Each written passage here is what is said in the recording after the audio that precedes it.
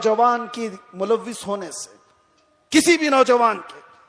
और मैं आसपास सारे लोगों को तंबीह करता हूं सोशल मीडिया के जरिए से, कुछ ऐसी जमातें जो नौजवानों को भड़का करके, नौजवानों को दीन के नाम पर और भी बहुत सारे ऐसे जज्बाती नाम पर उनको उभारती हैं, कई जगह पर उनको ले जाती हैं।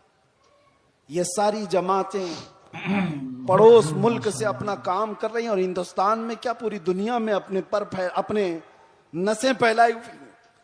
इसलिए ये तंबीहन जरूरी है हर नौजवान को। सोशल मीडिया का भी इस्तेमाल करो तो बहुत सोच समझ करके, किसी के हत्थे मत चढ़ जाना, किसी ऐसे के हत्थे मत चढ़ जाना जो तुम्हारे जज्बात का इस्तेमाल करके तुमसे ऐसे काम करवा दे जो पूरी उम्मत मुस्लिमा के लिए खतरा बन जाए, पूरे इस्लाम के लिए खतरा बन जाए। आज हर मुसलमान के लिए, ये सारे टोपी दाढ़ी वालों के लिए कितना खतरा है, कितनी मुश्किलात है। आपको पता है न्यूयॉर्क में आज से 25 साल पहले जब ऐसे हमले हुए थे तो कई साल तक वहां रहने वाले मुसलमानों को कितनी तकलीफें उठानी पड़ी थी, कितनी तकलीफें। और कई मर्तबा ऐसा भी हुआ कि एक चीज है एक्सट्रीमिज्म, ये जो शिद्दत पसंदी है वो दूसरी शिद्दत पसंदी को जन्म देती है। एक तरफ से शिद्दत हो तो दूसरी तरफ की भी शिद्दत को वो जन्म देती है। हालात ऐसे थे कि लोग उस वक्त सिखों को भी मार रहे थे तो उन्होंने भी पगड़ियां निकाल ली, दाढ़ियां निकाल ली। मुसलमानों के साथ भी ये मामला था। चंद लोगों की वजह से पूरी उम्मत मुस्लिमा खतरे में है। क्यों ऐसा कोई नौजवान करे? न खुद का भला, न दीन का भला, न देश का भला, किसी का भला नहीं सिवाय नुकसान के। इसलिए नौजवानों, इन हालात में कभी भी अपने व्हाट्सएप का इस्तेमाल, अपने फेसबुक का इस्तेमाल, अपने इंस्टा का इस्तेमाल, ये सारे जाल हैं। तुम्हारे स्टेटस का इस्तेमाल कभी ऐसी चीजों में हरगिज ना करो। हाँ, रोज स्टेटस लगाओ, आई लव मोहम्मद सल्लल्लाहु अलैहि वसल्लम, सैयदना मोहम्मद सल्लल्लाहु अलैहि वसल्लम, इसमें कोई दिक्कत नहीं है। अपने नबी पाक से इश्क का इजहार रोज सुबह शाम करो, इसमें कोई दिक्कत नहीं है। अपने दीन इस्लाम की अच्छी बातों को नशरो इशाअत करो, ये बहुत खूब बात है। लेकिन कुछ ऐसी गतिविधियों के साथ तुम जुड़े रहोगे तो खुद को भी खतरे में डालोगे, खानदान को भी और कौम को भी, पूरी उम्मत को भी। और अल्लाह कुरान में फरमाता वला तुल्कू बिअयदीकुम इला तहलुका, अपने आप को हिलाकत में हरगिज मत डालना। और जो हिलाकत में खुद अपने आप को डालता है वो सुसाइड करने का जुर्म यह है कि वो डायरेक्ट जहन्नम में जाएगा, डायरेक्ट जहन्नमी है खुदकुशी करने वाला। तौबा करें इन तमाम चीजों से और अपने आप को बर्बाद होने से बचाएं। अल्लाह तबारक व तआला इस उम्मत मुस्लिमा पर रहम करम फरमाए, हमारे हालात को रब तबारक व तआला अमन अमान अता फरमाए, हमारे इस मुल्क को अमन अमान अता फरमाए, जालिमों के जुल्म से अल्लाह हिफाजत फरमाए, बुरी नजर से अल्लाह हमारी हिफाजत फरमाए। आखिर में फिर मैं ये कहूंगा, न इधर उधर की बातें करें, चलो आमिना के लाल की बातें करें। हुजूर पाक सल्लल्लाहु अलैहि वसल्लम की बातों से जो इज्जतों में इजाफा है वो किसी और में नहीं। सैयदना उमर इब्न खत्ताब फरमाते हैं, लोग मुझे खत्ताब का बेटा उमर कहते थे, लेकिन जब मुस्तफा करीम की निस्बत आ गई तो लोग अब खत्ताब का बेटा उमर नहीं अमीरुल मोमिनीन कहकर पुकारते हैं और खलीफतुर रसूलुल्लाह कहकर पुकारते हैं। ये इज्जतें हैं मेरे अजीजों। खालिद बिन वलीद 125 जंगों में गए, किसी जंग में शिकस्त नहीं हुई। पूछा गया तो कहते हैं हर जंग में अल्लाह फतह इसलिए अता करता है कि मेरी टोपी में हमेशा हुजूर के 3 मुँह मुबारका हुआ करते हैं। उस निस्बत पर वो फख्र किया करते थे। आज आओ हम भी उन्हीं निस्बतों पर फख्र करें। दुनिया की निस्बतें हमें न यहां सुरखरू करेंगी न वहां पर। बारगाह मुस्तफा से जो वाबस्ता हुआ उसका हाल यह है, जब तक बिके न थे तो कोई पूछता न था। या रसूल अल्लाह तुमने खरीद कर हमें अनमोल कर दिया। लब्बैक या रसूल अल्लाह, लब्बैक या रसूल अल्लाह, लब्बैक या रसूल अल्लाह। जिंदगी ये नहीं किसी की किसी के लिए, जिंदगी है नबी की नबी के लिए। ना समझ मरते हैं जिंदगी के लिए, जीना मरना है सब कुछ नबी के लिए, या रसूल अल्लाह, दहन में जुबान तुम्हारे लिए, बदन में है जान तुम्हारे लिए।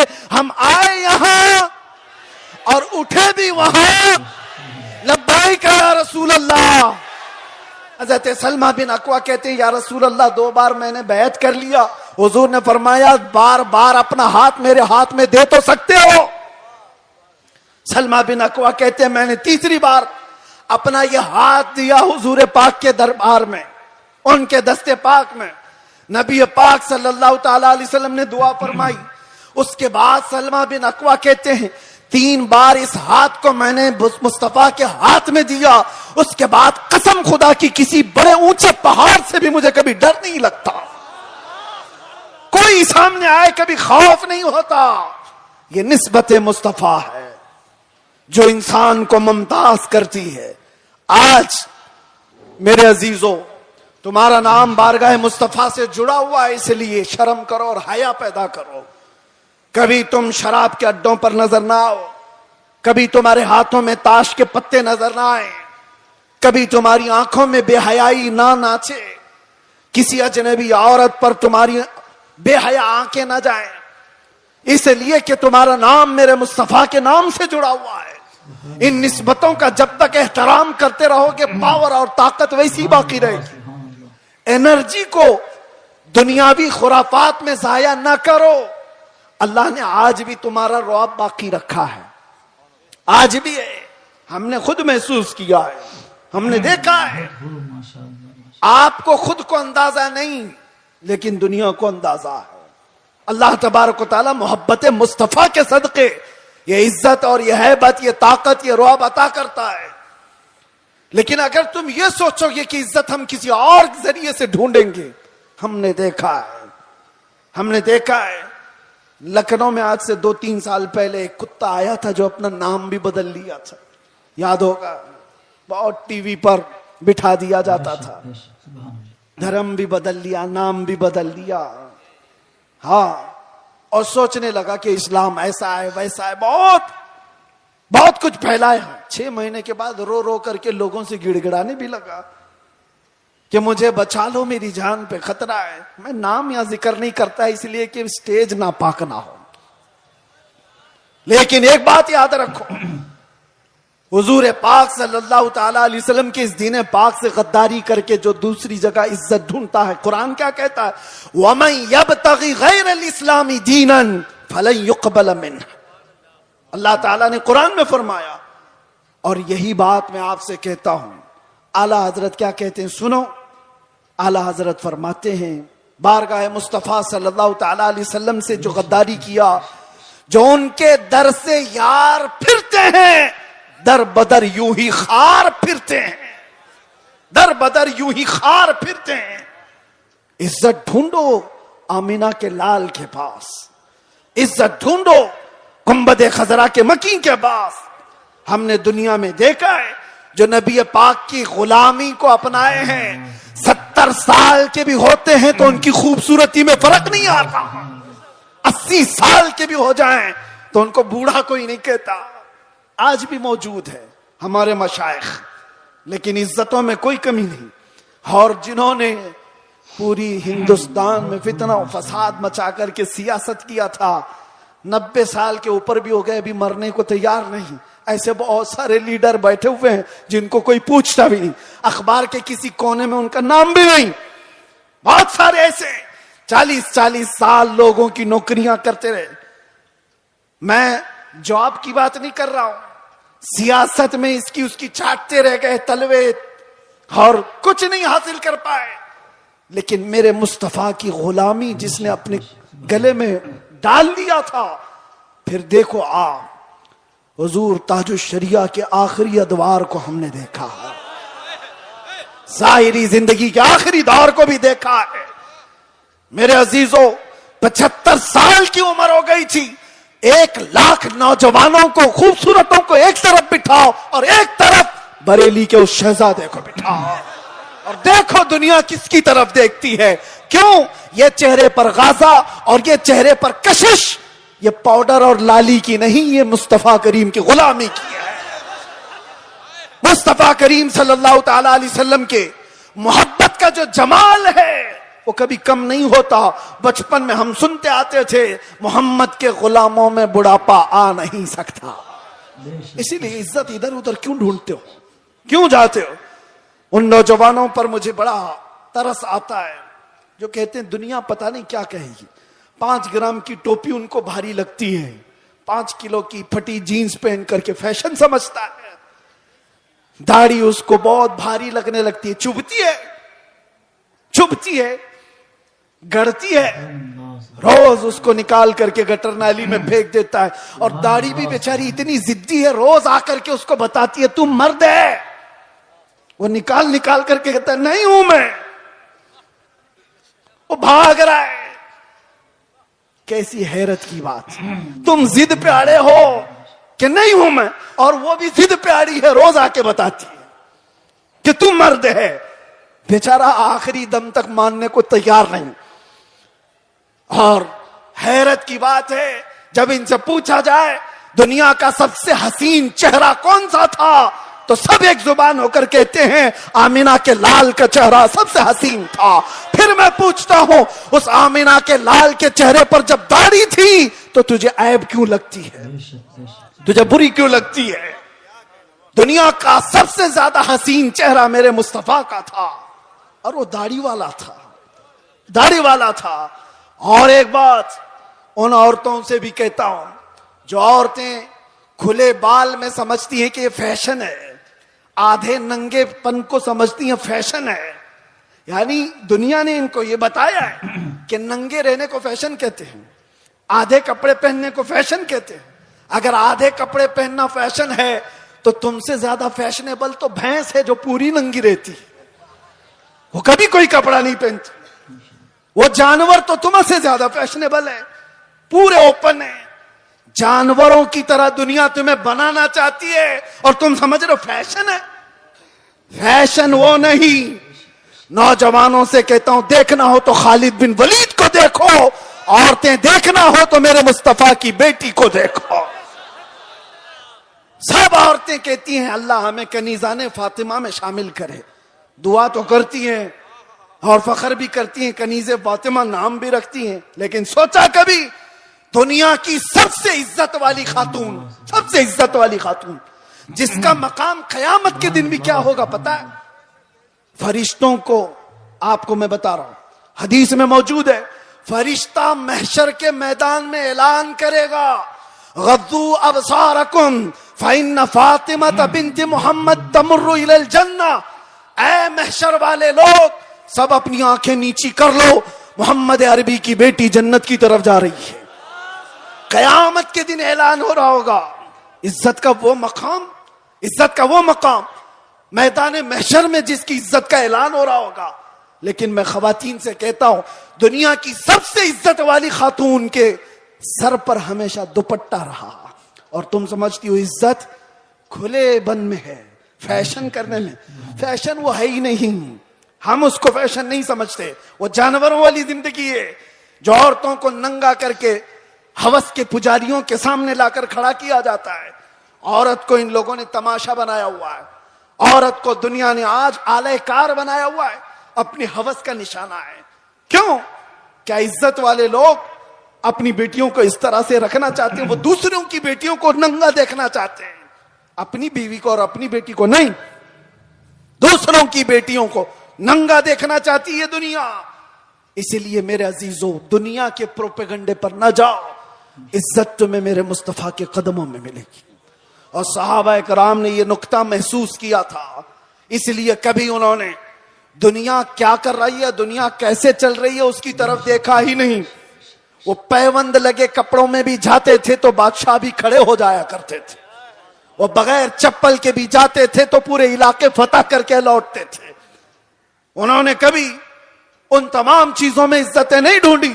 एक साहबी हज़रत नौमान एक मुल्क में सफीर बन करके गए थे मेरे मुस्तफा के। सफीर समझते हो ना, एम्बेसडर, कासिद। और जब हुजूर पाक के सफीर बन करके ये सहाबी गए तो जिस मुल्क के बादशाह के पास ये जा रहे थे, उस बादशाह ने बहुत सुन रखा था, चर्चा सुन लिया था अरब के इनकलाब का, मेरे मुस्तफा सल्लल्लाहु अलैहि वसल्लम के दीवानों के हुजूम का। तो उसने क्या किया? इंतजामात किया, तैयारियां की, कालीन बिछाया। रेड कारपेट आज भी किसी के लिए बिछाया जाता है, रेशम का कालीन बिछाया, सोने से कलाई की हुई कुर्सी लगा दिया कि मोहम्मद अरबी का सफीर आ रहा है। बादशाह खुद मुसलमान नहीं था, लेकिन इज्जत कर रहा था। हजरत नौमान जिस वक्त वहां पहुंचते हैं, देखा उनका इंतजाम ये रेशम के कालीन से है। आपने ठोकर मार करके रेशम के कालीन को अलग कर दिया, जमीन पर चलने लगी। बादशाह भी देख रहा था। और जब कुर्सी पर बैठने का वक्त आया, सोने से कलाई की हुई कुर्सी है, आपने कहा इसको हटाओ, आम सी कुर्सी लाओ, उस पर मैं बैठूंगा।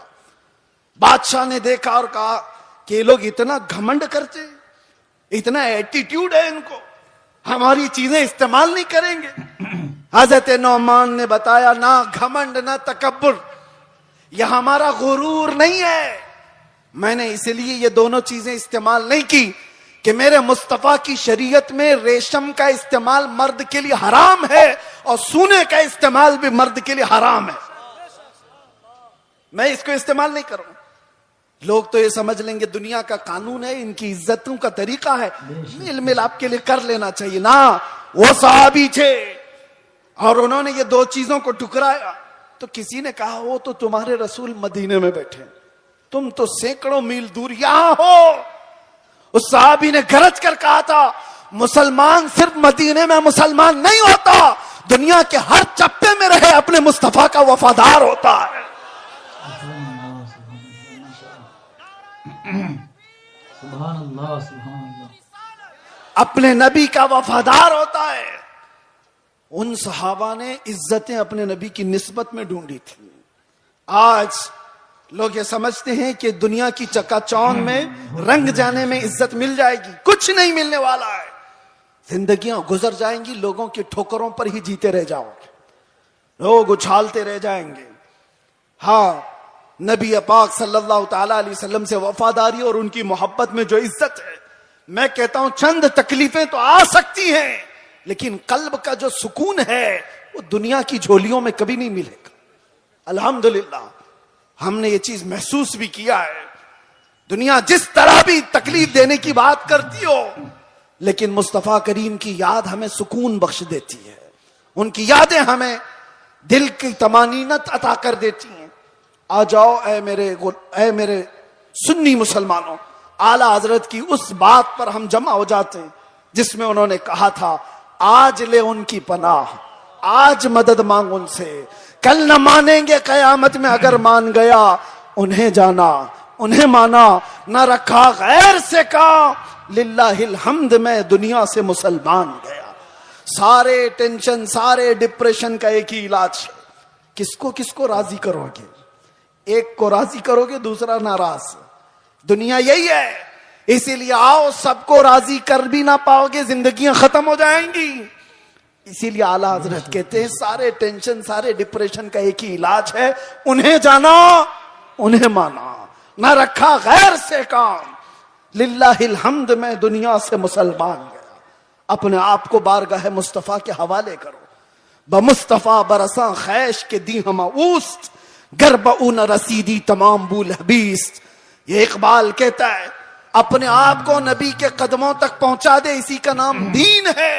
और अगर तू वहां तक नहीं पहुंचा तो जिंदगी अबू लहब की तरह है, जिंदगी अबू लहब की तरह है। ऐ नौजवानों, नबी पाक सल्लल्लाहु ताला अलैहि वसल्लम से वफादारी का मतलब क्या है? वफादारी किसको कहते हैं? अभी मैं कहूंगा तो नारे जोर से लगाओगे, ये वफादारी है। और फिर एक डंडा पड़े तो सारे भाग जाएं, ये वफादारी है। वफादारी ये नहीं, वफादारी तूफानों में भी खड़े रहे, आंधियों में भी खड़े रहे और शरीयत मुस्तफा को आंच आने ना दे, शरीयत मुस्तफा पर अपने अमल के जरिए से उसको मजबूती अता करे, ये वफादारी है। मिसाल के तौर पर, मैं अगर किसी को कोई चीज दे करके जाता हूं, एक कपड़ा ही सही, मोहब्बत का तकाजा तो यह है कि लोग उसको संभाल कर रखेंगे, सही बात है। मैं अगर अपना अमामा किसी को दे दूं, 4 लोगों को, और मैं कहूं कि इसको संभालो, तुम्हारी अगर मोहब्बत है तो इस चीज को संभाल कर रखोगे। लेकिन वक्त ऐसा आया कि सारी जगहों पर बोलते तो घूम रहे, हमारे पास ये है, हमारे पास अमामा है, हमारे पास कपड़ा है, लेकिन पूछा गया है कहां? पता चला किसी गटर में रखा हुआ है, किसी कीचड़ में है, किसी मट्टी में है कहीं पड़ा हुआ है। बस जुबानों पर है कि हमारे पास है। बिला तशबी बिला तमसील, दीने मुस्तफा के साथ हमने यही किया हुआ है। फख्र तो करते हैं कि हम मुसलमान हैं, इस्लाम हमारे पास है। कहां है वो इस्लाम? ना औरतों पे नजर आ रहा है, ना बच्चियों पे नजर आ रहा है, ना शादियों में नजर आ रहा है। वो इस्लाम है का जुबानों पर। वफादारी इसको नहीं कहते। वफादारी ये है कि तुम्हारे जिस्म पर इस्लाम नजर आए, तुम्हारे अमल में इस्लाम नजर आए, तुम्हारे अखलाक में इस्लाम नजर आए, तुम्हारे बोल चाल में, तुम्हारे तरीकेकार में इस्लाम नजर आए। मस्जिदों में क्यों नहीं नजर आता? फजर में क्यों गायब हो सारे के सारे? इस्लाम कहां है? मेरे अजीजों, नारा लगाना ये दुनिया का सबसे आसान काम है। ये शहादत कहे उल्फत में है कदम रखना लोग आसान समझते हैं मुसलमान होना। और इसीलिए मेरे आका सल्लल्लाहु अलैहि वसल्लम ने एक सहाबी से फरमाया था, हम तो छोड़ो, हम तो बहुत निकम्मे लोग हैं, बहुत दूर के हैं। वो सहाबा थे जो दुनिया के सबसे अच्छे लोग थे। एक सहाबी ने आकर के हुजूर से इतना कहा था, वल्लाही इन्नी ला उहिब्बका या रसूल अल्लाह, कसम खुदा की है अल्लाह के रसूल, मैं आपसे बहुत मोहब्बत करता हूं। हुजूर ने क्या फरमाया जानते हो? उन्जुर मादा तकूल, सोच के बोल क्या कह रहा है। बेशक। हम तो आसानी से कहते ना, या रसूल अल्लाह आपसे हम प्यार करते हैं, मोहब्बत करते। सहाबी ने जब ये कहा था, हुजूर फरमाते हैं सोच के बोल क्या कह रहा है। उन्होंने दूसरी बार कहा, कसम खुदा की या रसूल अल्लाह मैं बहुत मोहब्बत करता हूं। हुजूर ने फिर कहा, सोच समझ करके बोल। तीसरी बार उन्होंने कहा, कसम खुदा की या रसूल अल्लाह मैं आपसे मोहब्बत करता हूं। तब मेरे आका ने फरमाया, अगर तू अपनी बात में सच्चा है तो फिर इंतजार कर, मुसीबतें ऐसे आएंगी जैसे पहाड़ से पानी गिरता है, इतनी तेज आएंगी मुसीबतें, उसके लिए तैयार रह जा। तो ये सहाबी को हुजूर ने फरमाया है, जब हम बारगाह मुस्तफा में अपनी मोहब्बत का इजहार करते हैं तो दुनिया नोच खाने के लिए दौड़ती है। ये सारे जो मामलात हमारे साथ होते हैं यूं ही नहीं होते। मसलहत की बातें करो, कोई हमसे नहीं पूछेगा। आप ये वलवला अंगेज बातें, जज्बात की बातें ना करो, कोई नहीं पूछेगा। किसी भी नौजवान तबलीगी जमात को, तो इजराइल में भी आस पास सारे लोगों को तंबीह करता हूं, सोशल मीडिया के जरिए से कुछ ऐसी जमातें जो नौजवानों को भड़का करके, नौजवानों को दीन के नाम पर और भी बहुत सारे ऐसे जज्बाती नाम पर उनको उभारती हैं, कई जगह पर उनको ले जाती हैं। ये सारी जमातें पड़ोस मुल्क से अपना काम कर रही हैं और हिंदुस्तान में क्या पूरी दुनिया में अपने अपने नसें फैलाई। इसलिए ये तंबीहन जरूरी है हर नौजवान को। सोशल मीडिया का भी इस्तेमाल करो तो बहुत सोच समझ करके, किसी के हत्थे मत चढ़ जाना, किसी ऐसे के हत्थे मत चढ़ जाना जो तुम्हारे जज्बात का इस्तेमाल करके तुमसे ऐसे काम करवा दे जो पूरी उम्मत मुस्लिमा के लिए खतरा बन जाए, पूरे इस्लाम के लिए खतरा बन जाए। आज हर मुसलमान के लिए, ये सारे टोपी दाढ़ी वालों के लिए कितना खतरा है, कितनी मुश्किलात है। आपको पता है न्यूयॉर्क में आज से 25 साल पहले जब ऐसे हमले हुए थे तो कई साल तक वहां रहने वाले मुसलमानों को कितनी तकलीफें उठानी पड़ी थी, कितनी तकलीफें। और कई मर्तबा ऐसा भी हुआ कि एक चीज है एक्सट्रीमिज्म, ये जो शिद्दत पसंदी है वो दूसरी शिद्दत पसंदी को जन्म देती है। एक तरफ से शिद्दत हो तो दूसरी तरफ की भी शिद्दत को वो जन्म देती है। हालात ऐसे थे कि लोग उस वक्त सिखों को भी मार रहे थे तो उन्होंने भी पगड़ियां निकाल ली, दाढ़ियां निकाल ली। मुसलमानों के साथ भी यह मामला था। चंद लोगों की वजह से पूरी उम्मत मुस्लिमा खतरे में है। क्यों ऐसा कोई नौजवान करे? न खुद का भला, न दीन का भला, न देश का भला, किसी का भला नहीं सिवाय नुकसान के। इसलिए नौजवानों, इन हालात में कभी भी अपने व्हाट्सएप का इस्तेमाल, अपने फेसबुक का इस्तेमाल, अपने इंस्टा का इस्तेमाल ये सारे जाल हैं। तुम्हारे स्टेटस का इस्तेमाल कभी ऐसी चीजों में हरगिज ना करो। हाँ, रोज स्टेटस लगाओ, आई लव मोहम्मद सल्लल्लाहु अलैहि वसल्लम, सैयदना मोहम्मद सल्लल्लाहु अलैहि वसल्लम, इसमें कोई दिक्कत नहीं है।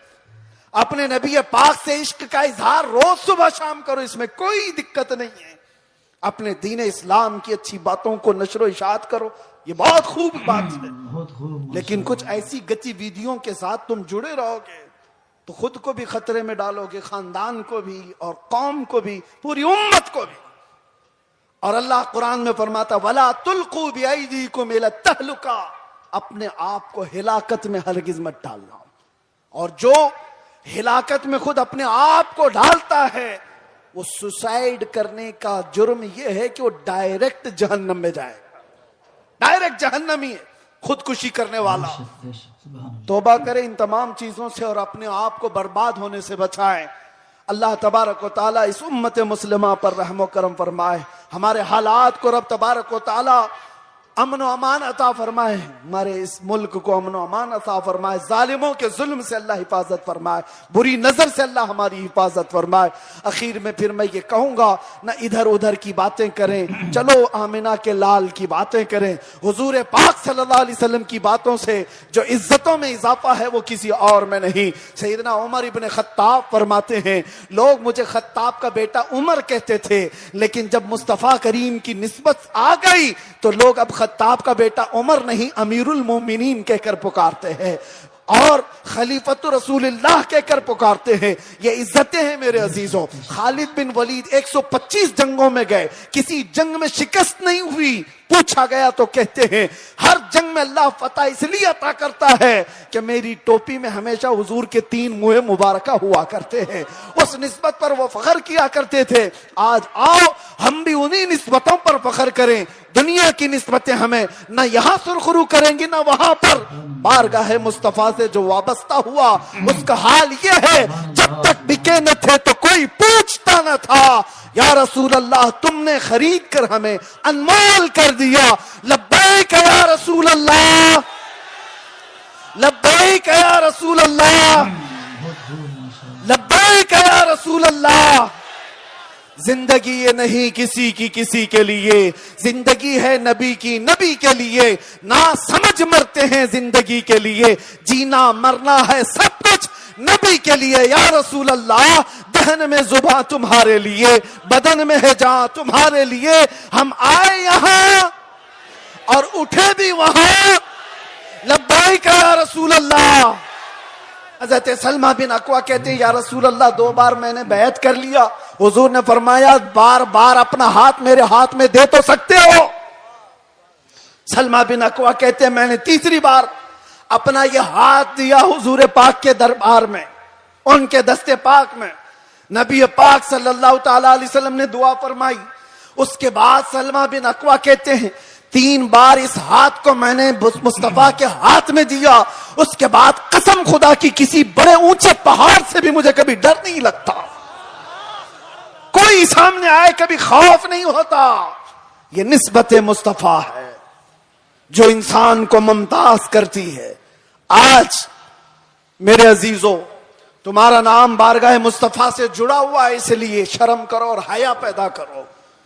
कभी तुम शराब के अड्डों पर नजर ना आओ, कभी तुम्हारे हाथों में ताश के पत्ते नजर ना आए, कभी तुम्हारी आंखों में बेहयाई ना नाचे, किसी अजनबी औरत पर तुम्हारी बेहया आंखें ना जाएं, इसलिए कि तुम्हारा नाम मेरे मुस्तफा के नाम से जुड़ा हुआ है। इन निस्बतों का जब तक एहतराम करते रहोगे पावर और ताकत वैसी बाकी रहेगी। एनर्जी को दुनियावी खुराफात में जाया ना करो। अल्लाह ने आज भी तुम्हारा रौब बाकी रखा है, आज भी है। हमने खुद महसूस किया है, हमने देखा है। आपको खुद को अंदाजा नहीं लेकिन दुनिया को अंदाजा है। अल्लाह तबारक व तआला मोहब्बत मुस्तफा के सदके ये इज्जत और ये हैबत, ये ताकत, ये रौब अता करता है। लेकिन अगर तुम ये सोचोगे कि इज्जत हम किसी और जरिए से ढूंढेंगे, हमने देखा है लखनऊ में आज से 2-3 साल पहले एक कुत्ता आया था जो अपना नाम भी बदल लिया था, याद होगा। बहुत टीवी पर बिठा दिया जाता था। धर्म भी बदल लिया, नाम भी बदल लिया। हाँ, बेशक। और सोचने लगा कि इस्लाम ऐसा है वैसा है, बहुत बहुत कुछ फैलाया। 6 महीने के बाद रो रो करके लोगों से गिड़गिड़ाने भी लगा कि मुझे बचा लो, मेरी जान पे खतरा है। मैं नाम या जिक्र नहीं करता इसलिए कि स्टेज ना पाक ना हो, लेकिन एक बात याद रखो, हुजूर पाक सल्लल्लाहु ताला अलैहि वसल्लम के इस दीन पाक से गद्दारी करके जो दूसरी जगह इज्जत ढूंढता है, कुरान क्या कहता है? वमन यब्तगी गैरल इस्लामी दीनन फलन युक़बल मिन्ह। अल्लाह ताला ने कुरान में फरमाया, और यही बात मैं आपसे कहता हूं। आला हजरत क्या कहते हैं सुनो। आला हजरत फरमाते हैं, बारगाह मुस्तफा सल्लल्लाहु ताला अलैहि वसल्लम से जो गद्दारी किया, जो उनके दर से यार फिरते हैं, दर बदर यूं ही खार फिरते हैं, दर बदर यूं ही खार फिरते हैं। इज्जत ढूंढो आमिना के लाल के पास, इज्जत ढूंढो गुंबद खजरा के मकी के पास। हमने दुनिया में देखा है जो नबी पाक की गुलामी को अपनाए हैं, 70 साल के भी होते हैं तो उनकी खूबसूरती में फर्क नहीं आता। 80 साल के भी हो जाएं तो उनको बूढ़ा कोई नहीं कहता। आज भी मौजूद है हमारे मशाइख, लेकिन इज्जतों में कोई कमी नहीं। और जिन्होंने पूरी हिंदुस्तान में फितना और फसाद मचा करके सियासत किया था, 90 साल के ऊपर भी हो गए, अभी मरने को तैयार नहीं। ऐसे बहुत सारे लीडर बैठे हुए हैं जिनको कोई पूछता भी नहीं, अखबार के किसी कोने में उनका नाम भी नहीं। बहुत सारे ऐसे 40-40 साल लोगों की नौकरियां करते रहे। मैं जॉब की बात नहीं कर रहा हूं, सियासत में इसकी उसकी चाटते रह गए तलवे और कुछ नहीं हासिल कर पाए। लेकिन मेरे मुस्तफा की गुलामी जिसने अपने गले में डाल दिया था, फिर देखो आप हुजूर ताजुश शरिया के आखिरी अदवार को हमने देखा है, जाहिरी जिंदगी के आखिरी दौर को भी देखा है। मेरे अजीजों, 75 साल की उम्र हो गई थी। 1 लाख नौजवानों को, खूबसूरतों को एक तरफ बिठाओ और एक तरफ बरेली के उस शहजादे को बिठाओ, और देखो दुनिया किसकी तरफ देखती है। क्यों? ये चेहरे पर गाजा और ये चेहरे पर कशिश, ये पाउडर और लाली की नहीं, ये मुस्तफा करीम की गुलामी की है। मुस्तफा करीम सल्लल्लाहु ताला अलैहि वसल्लम के मोहब्बत का जो जमाल है वो कभी कम नहीं होता। बचपन में हम सुनते आते थे, मोहम्मद के गुलामों में बुढ़ापा आ नहीं सकता। इसीलिए इज्जत इधर उधर क्यों ढूंढते हो, क्यों जाते हो? उन नौजवानों पर मुझे बड़ा तरस आता है जो कहते हैं दुनिया पता नहीं क्या कहेगी। 5 ग्राम की टोपी उनको भारी लगती है, 5 किलो की फटी जीन्स पहन करके फैशन समझता है। दाढ़ी उसको बहुत भारी लगने लगती है, चुभती है, चुभती है, गड़ती है। रोज उसको निकाल करके गटर नाली में फेंक देता है। और दाढ़ी भी बेचारी इतनी जिद्दी है, रोज आकर के उसको बताती है तू मर्द है। वो निकाल निकाल करके कहता है नहीं हूं मैं। वो भाग रहा है। कैसी हैरत की बात है, तुम जिद पे अड़े हो कि नहीं हूं मैं, और वो भी जिद पे अड़ी है, रोज आके बताती है कि तू मर्द है। बेचारा आखिरी दम तक मानने को तैयार नहीं। और हैरत की बात है, जब इनसे पूछा जाए दुनिया का सबसे हसीन चेहरा कौन सा था, तो सब एक जुबान होकर कहते हैं आमिना के लाल का चेहरा सबसे हसीन था। फिर मैं पूछता हूं, उस आमिना के लाल के चेहरे पर जब दाढ़ी थी तो तुझे ऐब क्यों लगती है, तुझे बुरी क्यों लगती है? दुनिया का सबसे ज्यादा हसीन चेहरा मेरे मुस्तफा का था, और वो दाढ़ी वाला था, दाढ़ी वाला था। और एक बात उन औरतों से भी कहता हूं जो औरतें खुले बाल में समझती हैं कि ये फैशन है, आधे नंगेपन को समझती हैं फैशन है। यानी दुनिया ने इनको ये बताया है कि नंगे रहने को फैशन कहते हैं, आधे कपड़े पहनने को फैशन कहते हैं। अगर आधे कपड़े पहनना फैशन है तो तुमसे ज्यादा फैशनेबल तो भैंस है जो पूरी नंगी रहती है, वो कभी कोई कपड़ा नहीं पहनती। वो जानवर तो तुमसे ज्यादा फैशनेबल है, पूरे ओपन है। जानवरों की तरह दुनिया तुम्हें बनाना चाहती है और तुम समझ रहे हो फैशन है। फैशन वो नहीं, नौजवानों से कहता हूं, देखना हो तो खालिद बिन वलीद को देखो, औरतें देखना हो तो मेरे मुस्तफा की बेटी को देखो। सब औरतें कहती हैं अल्लाह हमें कनीज़ाने फातिमा में शामिल करे, दुआ तो करती हैं और फख्र भी करती हैं, कनीज़े फातिमा नाम भी रखती हैं। लेकिन सोचा कभी दुनिया की सबसे इज्जत वाली खातून, सबसे इज्जत वाली खातून, जिसका मकाम कयामत के दिन भी क्या होगा पता है? फरिश्तों को, आपको मैं बता रहा हूं, हदीस में मौजूद है, फरिश्ता महशर के मैदान में ऐलान करेगा, गद्दू अबसारकुम फइन्न फातिमा बिन्त मोहम्मद तमुर्रु इलल जन्ना। ऐ महशर वाले लोग, सब अपनी आंखें नीची कर लो, मोहम्मद अरबी की बेटी जन्नत की तरफ जा रही है। कयामत के दिन ऐलान हो रहा होगा। इज्जत का वो मकाम, इज्जत का वो मकाम मैदान महशर में जिसकी इज्जत का ऐलान हो रहा होगा।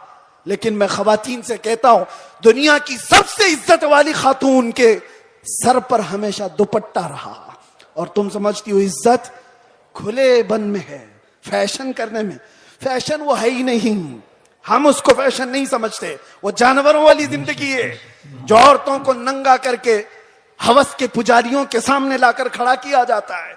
औरत को इन लोगों ने तमाशा बनाया हुआ है, औरत को दुनिया ने आज आलयकार बनाया हुआ है, अपनी हवस का निशाना है। क्यों? क्या इज्जत वाले लोग अपनी बेटियों को इस तरह से रखना चाहते हैं? वो दूसरों की बेटियों को नंगा देखना चाहते हैं, अपनी बीवी को और अपनी बेटी को नहीं, दूसरों की बेटियों को नंगा देखना चाहती है दुनिया। इसलिए मेरे अजीजों, दुनिया के प्रोपेगंडे पर न जाओ, इज्जत तुम्हें मेरे मुस्तफा के कदमों में मिलेगी।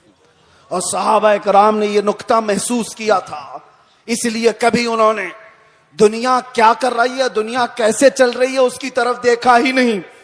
वो पैबंद लगे कपड़ों में भी जाते थे तो बादशाह भी खड़े हो जाया करते थे, वो बगैर चप्पल के भी जाते थे तो पूरे इलाके फतह करके लौटते थे। उन्होंने कभी उन तमाम चीजों में इज्जतें नहीं ढूंढी। एक साहबी हजरत नौमान एक मुल्क में सफीर बन करके गए थे मेरे मुस्तफा के। सफीर समझते हो ना, एम्बेसडर, कासिद। और जब हुजूर पाक के सफीर बन करके ये सहाबी गए तो जिस मुल्क के बादशाह के पास ये जा रहे थे, उस बादशाह ने बहुत सुन रखा था, चर्चा सुन लिया था अरब के इनकलाब का, मेरे मुस्तफा सल्लल्लाहु अलैहि वसल्लम के दीवानों के हुजूम का। तो उसने क्या किया? इंतजामात किया, तैयारियां की, कालीन बिछाया, रेड कारपेट आज भी किसी के लिए बिछाया जाता है, रेशम का कालीन बिछाया, सोने से कलाई की हुई कुर्सी लगा दिया कि मोहम्मद अरबी का सफीर आ रहा है। बादशाह खुद मुसलमान नहीं था लेकिन इज्जत कर रहा था। हजरत नौमान जिस वक्त वहां पहुंचते हैं, देखा उनका इंतजाम ये रेशम के कालीन से है। आपने ठोकर मार करके रेशम के कालीन को अलग कर दिया, जमीन पर चलने लगी। बादशाह भी देख रहा था, और जब कुर्सी पर बैठने का वक्त आया, सोने से कलाई की हुई कुर्सी है, आपने कहा इसको हटाओ, आम सी कुर्सी लाओ, उस पर मैं बैठूंगा। बादशाह ने देखा और कहा कि ये लोग इतना घमंड करते, इतना एटीट्यूड है इनको, हमारी चीजें इस्तेमाल नहीं करेंगे। हजरत नौमान ने बताया, ना घमंड ना तकब्बुर, यह हमारा गुरूर नहीं है।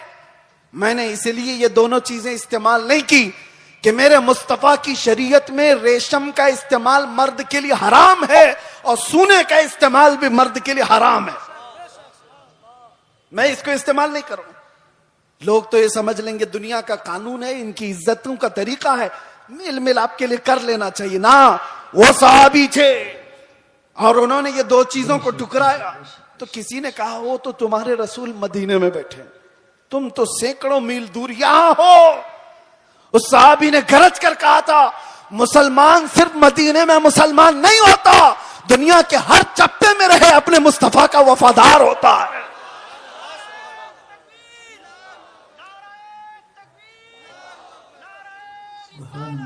अपने नबी का वफादार होता है। उन सहाबा ने इज्जतें अपने नबी की निस्बत में ढूंढी थी। आज लोग ये समझते हैं कि दुनिया की चकाचौंध में रंग जाने में इज्जत मिल जाएगी, कुछ नहीं मिलने वाला है। जिंदगियां गुजर जाएंगी, लोगों की ठोकरों पर ही जीते रह जाओगे, लोग उछालते रह जाएंगे। हाँ, नबी पाक सल्लल्लाहु ताला अलैहि वसल्लम से वफादारी और उनकी मोहब्बत में जो इज्जत है, मैं कहता हूं चंद तकलीफें तो आ सकती हैं, लेकिन कल्ब का जो सुकून है वो दुनिया की झोलियों में कभी नहीं मिलेगा। अल्हम्दुलिल्लाह हमने ये चीज महसूस भी किया है।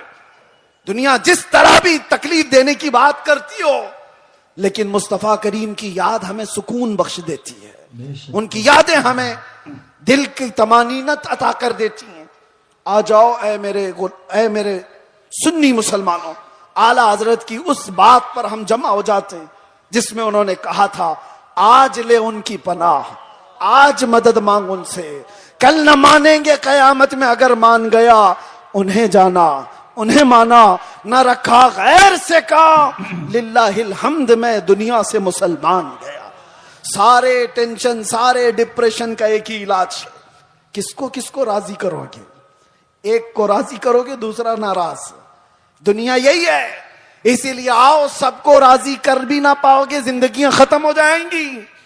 इसीलिए आला हजरत कहते हैं सारे टेंशन, सारे डिप्रेशन का एक ही इलाज है, उन्हें जाना उन्हें माना, ना रखा गैर से काम, लिल्लाहिल हम्द में दुनिया से मुसलमान गया।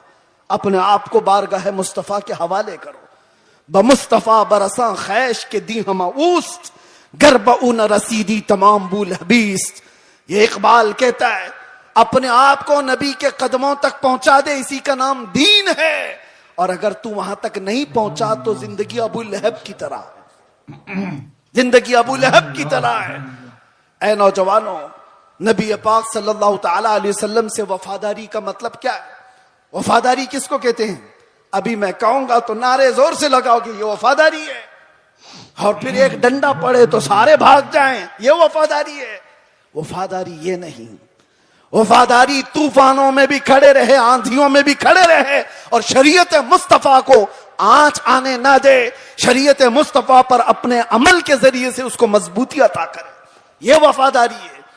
मिसाल के तौर पर, मैं अगर किसी को कोई चीज दे करके जाता हूं, एक कपड़ा ही सही, मोहब्बत का तकाजा तो यह है कि लोग उसको संभाल कर रखेंगे, सही बात है। मैं अगर अपना अमामा किसी को दे दूं, 4 लोगों को, और मैं कहूं कि इसको संभालो, तुम्हारी अगर मोहब्बत है तो इस चीज को संभाल कर रखोगे। लेकिन वक्त ऐसा आया कि सारी जगहों पर बोलते तो घूम रहे, हमारे पास ये है, हमारे पास अमामा है, हमारे पास कपड़ा है, लेकिन पूछा गया है कहां? पता चला किसी गटर में रखा हुआ है, किसी कीचड़ में है, किसी मट्टी में है, कहीं पड़ा हुआ है। बस जुबानों पर है कि हमारे पास है, बिला तशबीह बिला तमसील। दीने मुस्तफा के साथ हमने यही किया हुआ है। फख्र तो करते हैं कि हम मुसलमान हैं, इस्लाम हमारे पास है। कहां है वो इस्लाम? ना औरतों पे नजर आ रहा है, ना बच्चियों पे नजर आ रहा है, ना शादियों में नजर आ रहा है। वो इस्लाम है का जुबानों पर। वफादारी इसको नहीं कहते। वफादारी ये है कि तुम्हारे जिस्म पर इस्लाम नजर आए, तुम्हारे अमल में इस्लाम नजर आए, तुम्हारे अखलाक में इस्लाम नजर आए, तुम्हारे बोल चाल में, तुम्हारे तरीक़ेकार में इस्लाम नजर आए। मस्जिदों में क्यों नहीं नजर आता? फजर में क्यों गायब वो सारे के सारे? इस्लाम कहां है?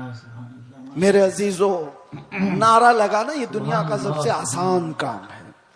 ये शहादत कहे उल्फत में है कदम रखना, लोग आसान समझते हैं मुसलमान होना। और इसीलिए मेरे आका सल्लल्लाहु अलैहि वसल्लम ने एक सहाबी से फरमाया था, हम तो छोड़ो, हम तो बहुत निकम्मे लोग हैं, बहुत दूर के हैं। वो सहाबा थे जो दुनिया के सबसे अच्छे लोग थे।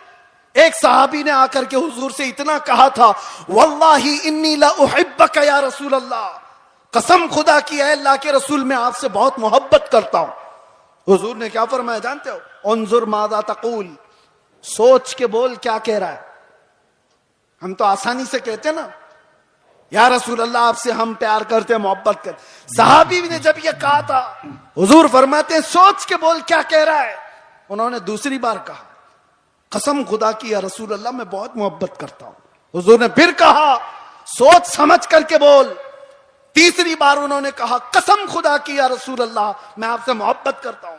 तब मेरे आका ने फरमाया, अगर तू अपनी बात में सच्चा है तो फिर इंतजार कर, मुसीबतें ऐसे आएंगी जैसे पहाड़ से पानी गिरता है, इतनी तेज आएंगी मुसीबतें, उसके लिए तैयार रह जा। तो ये सहाबी को हुजूर ने फरमाया है, जब हम बारगाह मुस्तफा में अपनी मोहब्बत का इजहार करते हैं तो दुनिया नोच खाने के लिए दौड़ती है। ये सारे जो मामलात हमारे साथ होते हैं यूं ही नहीं होते। मसलहत की बातें करो, कोई हमसे नहीं पूछेगा। आप ये वलवला अंगेज बातें, जज्बात की बातें ना करो, कोई नहीं पूछे किसी भी नौजवान की। तबलीगी जमात और मैं इजराइल में भी सारे लोगों को तंबीह करता हूं सोशल मीडिया के जरिए से। कुछ ऐसी जमातें जो नौजवानों को भड़का करके, नौजवानों को दीन के नाम पर और भी बहुत सारे ऐसे जज्बाती नाम पर उनको उभारती हैं, कई जगह पर उनको ले जाती हैं। ये सारी जमातें पड़ोस मुल्क से अपना काम कर रही हैं और हिंदुस्तान में क्या पूरी दुनिया में अपने नसें फैलाई हुई हैं। इसलिए ये तंबीहन जरूरी है हर नौजवान को। सोशल मीडिया का भी इस्तेमाल करो तो बहुत सोच समझ करके, किसी के हत्थे मत चढ़ जाना, किसी ऐसे के हत्थे मत चढ़ जाना जो तुम्हारे जज्बात का इस्तेमाल करके तुमसे ऐसे काम करवा दे जो पूरी उम्मत मुस्लिमा के लिए खतरा बन जाए, पूरे इस्लाम के लिए खतरा बन जाए। आज हर मुसलमान के लिए, ये सारे टोपी दाढ़ी वालों के लिए कितना खतरा है, कितनी मुश्किलात है। आपको पता है न्यूयॉर्क में आज से 25 साल पहले जब ऐसे हमले हुए थे तो कई साल तक वहां रहने वाले मुसलमानों को कितनी तकलीफें उठानी पड़ी थी, कितनी तकलीफें।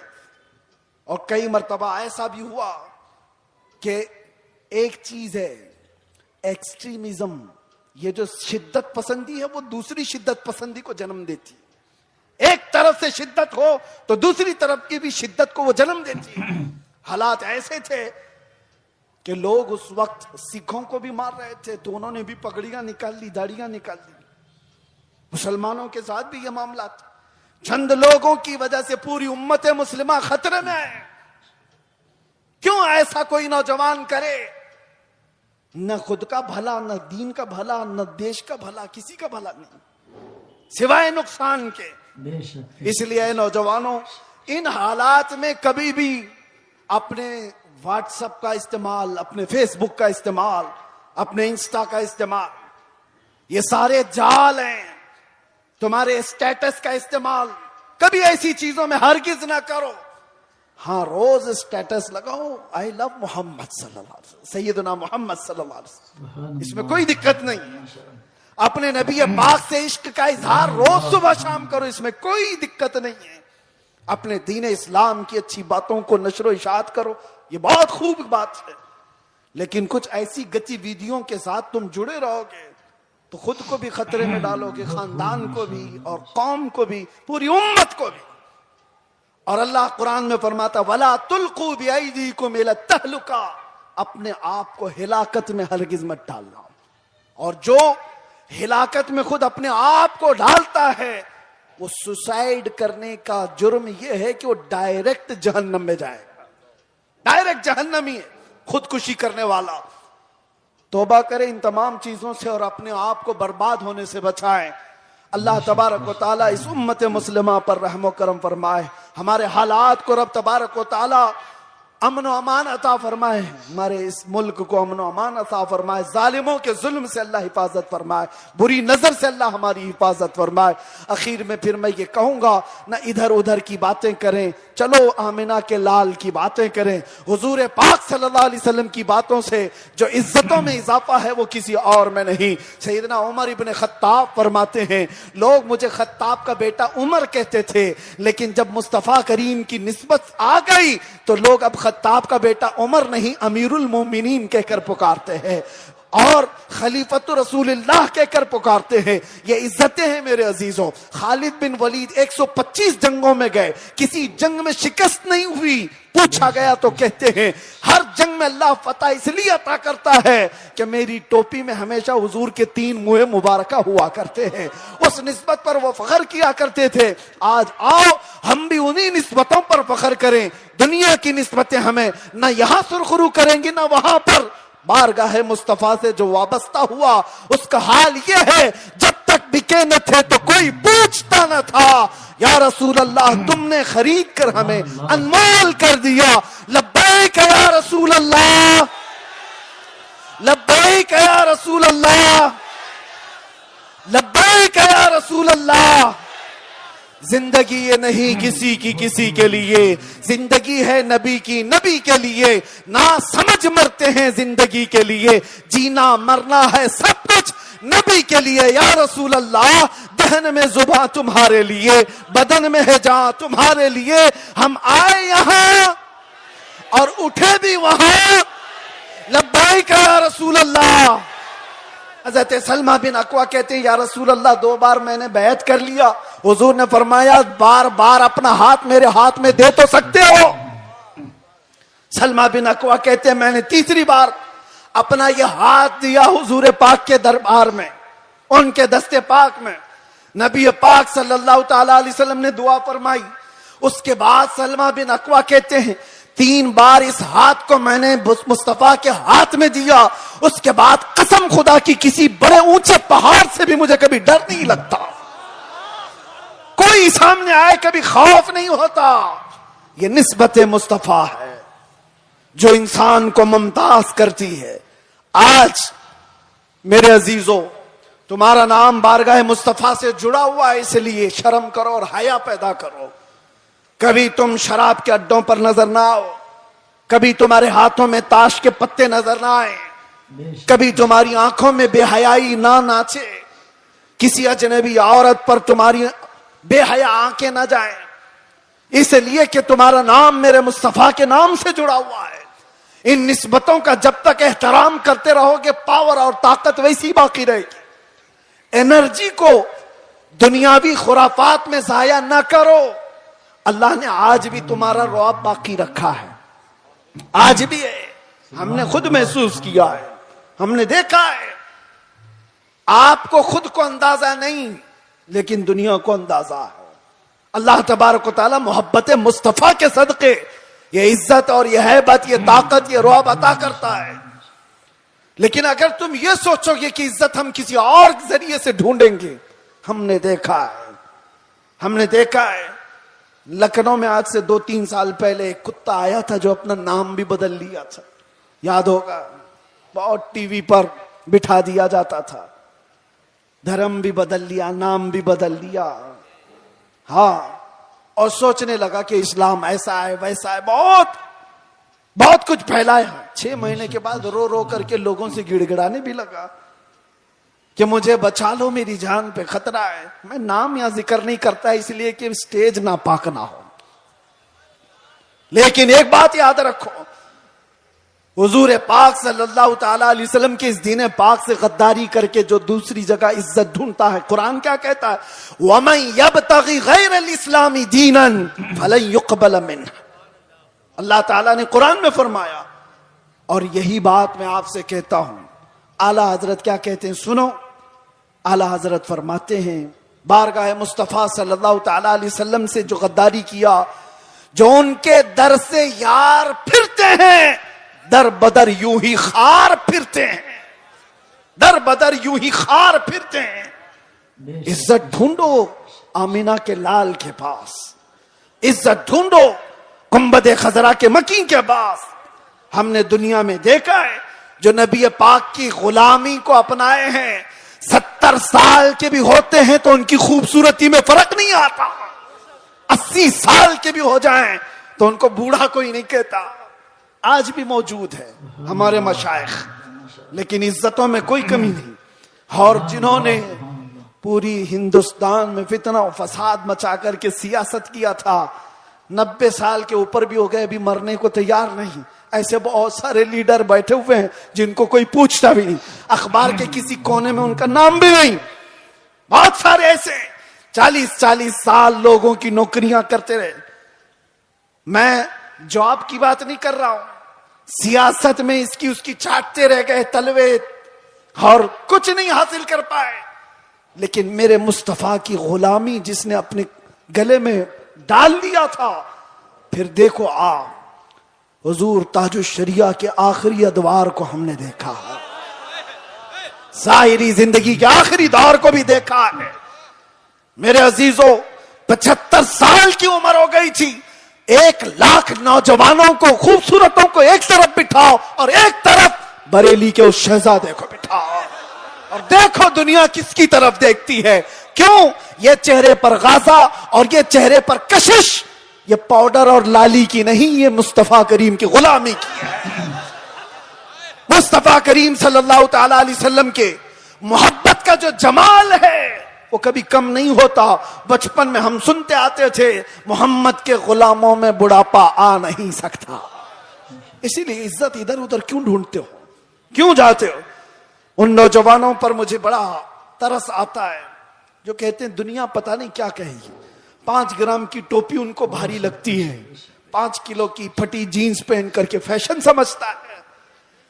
दाढ़ी उसको बहुत भारी लगने लगती है, चुभती है, गड़ती है। रोज उसको निकाल करके गटर नाली में फेंक देता है। और दाढ़ी भी बेचारी इतनी जिद्दी है, रोज आकर के उसको बताती है तू मर्द है। वो निकाल करके कहता है नहीं हूं मैं।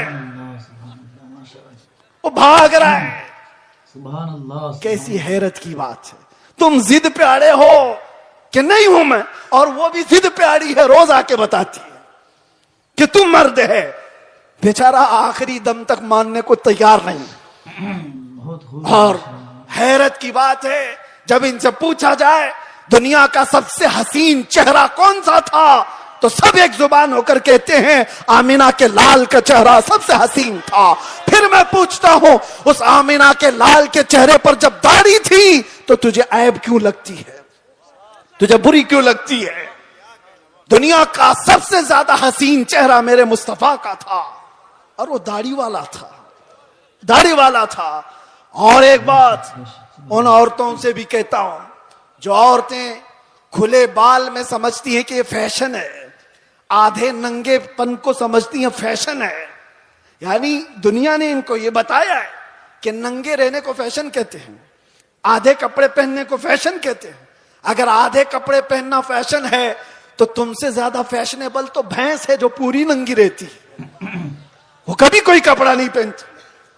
वो जानवर तो तुमसे ज्यादा फैशनेबल है, पूरे ओपन है। जानवरों की तरह दुनिया तुम्हें बनाना चाहती है और तुम समझ रहे हो फैशन है। फैशन वो नहीं।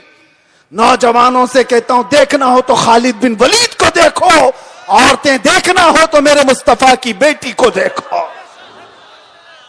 सब औरतें कहती हैं अल्लाह हमें कनीजाने फातिमा में शामिल करे।